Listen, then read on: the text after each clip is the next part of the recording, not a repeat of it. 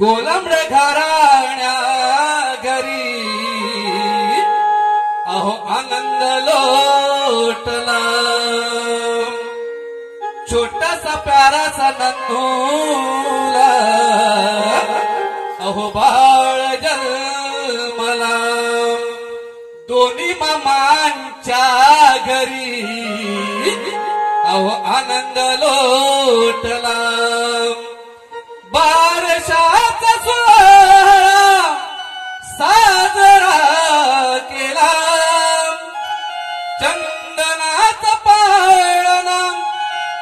रंगीन सजविला माता झोक देत म्हणे अहो जो जो रे बाळा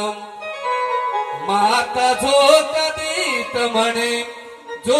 जो रे बाळा जो बाळा जो जो रे जो बाळा